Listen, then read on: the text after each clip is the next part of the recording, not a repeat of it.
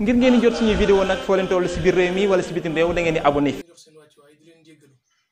di doon ngànte borom xam-xam yi seetaan tëppuñu ko di jéggalu kàddu gu suufe gi ngeen doon kii wax rek boobu ba léegi ñu ngi koy jéggalu bu baax a baax waaw waaye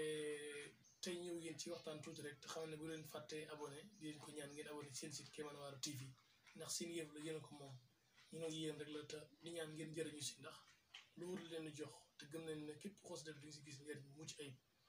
waxtaan yéen rek yéen ñi nga xam ne yéen a nekk ci couple nekk ci diggante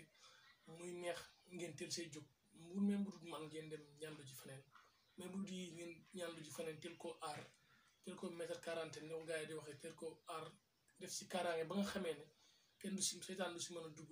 ndax alxuraan ci lu mu dugg ba aar ko rek seytaane moom baare na ko doomu aadama tamit dootu si mën dara ndax alxuraan ci la lépp nekk waaw tey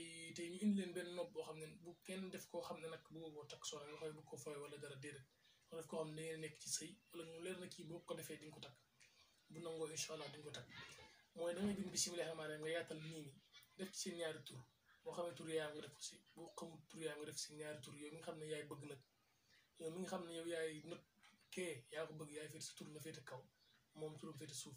nga def ko ci doogu ndawal sànni ko xaj mu lekk incha allah rabbi bis bu ko xaj bi lekkee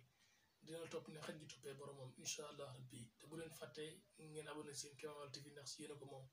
incha allah rabbi jërë ngeen jëf